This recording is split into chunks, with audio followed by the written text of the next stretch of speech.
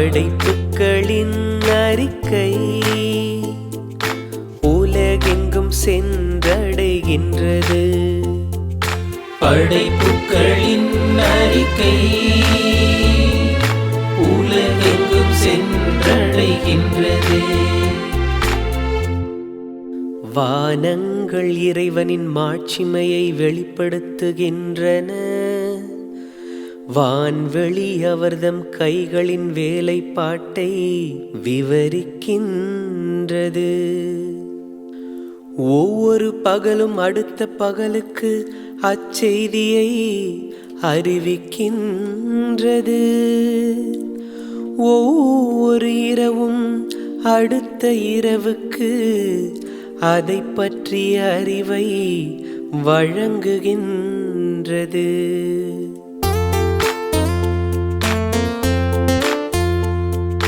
படைப்புக்களின் அறிக்கை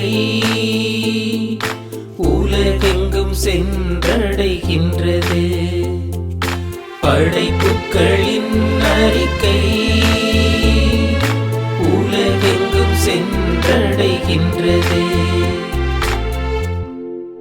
அவற்றுக்கு சொல்லுமில்லை, பேச்சுமில்லை, அவற்றின் குரல் செவியில் படுவதுமில்லை. ஆயினும் அவற்றின் அறிக்கை உலகெங்கும் சென்றடைகின்றது.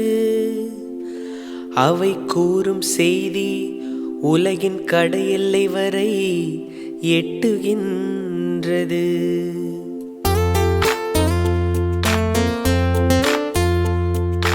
படைப்புக்களின் அறிக்கை உலகெங்கும் சென்றடைகின்றது. படைப்புக்களின் அறிக்கை உலகெங்கும் சென்றடைகின்றது. இன்றைய நாளிலே திருப்பாடல் 19 நாம் தியானிக்க இருக்கின்றோம். படைப்பு அனைத்தும் கடவுளின் மாட்சிமையை வெளிப்படுத்துகின்றன. அன்புமிக்க மாதா தொலைக்காட்சி நேயர்களே, உங்கள் அனைவருக்கும் வணக்கத்தை தெரிவித்துக் கொள்கின்றேன். படைப்பு அனைத்தும் கடவுளின் மாட்சிமையை வெளிப்படுத்துகின்றன. தொடக்க நூலிலே முதல் அதிகாரத்திலே பார்க்கின்றோம். தொடக்கத்தில் கடவுள் மண்ணுலகையும் விண்ணுலகையும் படைக்கின்ற பொழுது மண்ணுலகம் உருவமற்று வெறுமையாய் இருந்தது.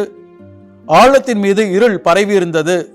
நீர்த்திரளின் மீது கடவுளின் ஆவி அசைந்தாடி கொண்டிருந்தது. கடவுள் ஒளி தோன்றுக என்று சொன்னார், ஒளி தோன்றிற்று. கடவுள் வானம் உண்டாகுக என்று சொன்னார், வானம் உண்டானது. கடவுள் உலர்ந்த தரைகள் உண்டாகுக என்று சொன்னார், அவ்வாறே ஆயிற்று. விதை தரும் செடிகளையும் பழம் தரும் மரங்களையும் அந்தந்த இனத்தின்படி நிலத்தில் விளையட்டும் என்றார், அவ்வாறே விளைந்தது. ஆண்டவர் பகலையும் இரவையும் பிரிப்பதற்கு இரு பெரும் ஒளி பிளம்புகளை படைத்தார். பகலை ஆள்வதற்கு பெரிய ஒளி பிளம்பையும் இரவை ஆள்வதற்கு சிறிய ஒளி பிளம்பையும் மற்றும் விண்மீன்களையும் படைத்தார். நீரில் நீந்தும் உயிரினங்களையும் அனைத்து பறவைகளையும் படைத்தார். கால்நடைகள், காட்டு விலங்குகள், ஊர்வன ஆகியவற்றையும் படைத்தார். மனிதரை தம் உருவிலும் சாயலிலும் படைத்தார். அவர்கள் காட்டு விலங்குகள், கால்நடைகள், ஊர்வன மற்றும் மண்ணுலகம் யாவற்றையும் ஆளட்டும் என்றார். அன்புமிக்க சகோதர சகோதரிகளே, படைப்பு அனைத்துமே கடவுளின் மாட்சிமையை வெளிப்படுத்துகின்றன. கடவுள் இந்த உலகத்தை படைக்கின்ற பொழுது இந்த உலகம் உருவமற்று வெறுமையாய் இருந்தது.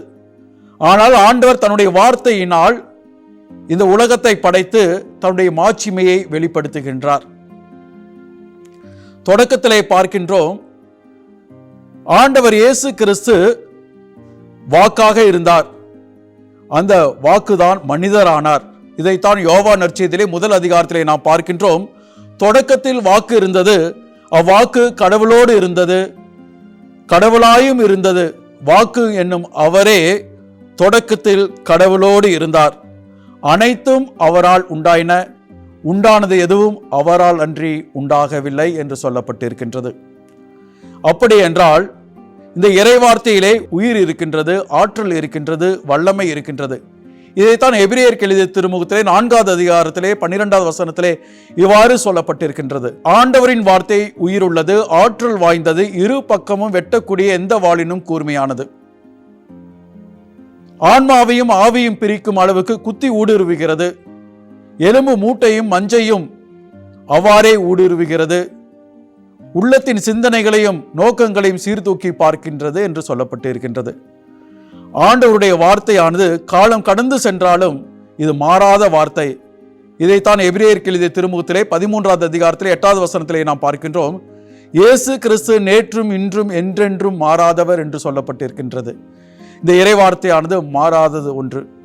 இந்த இறைவார்த்தையிலே ஆண்டவர் பிரசன்னமாய் இருக்கின்றார், ஆண்டவர் இயேசு கிறிஸ்து இருக்கின்றார். எனவே இந்த வார்த்தையை நாம் பயபக்தியோடு நாம் அணுக வேண்டும். இந்த வார்த்தைக்கு வல்லமை உண்டு, ஆற்றல் உண்டு, உயிர் உண்டு.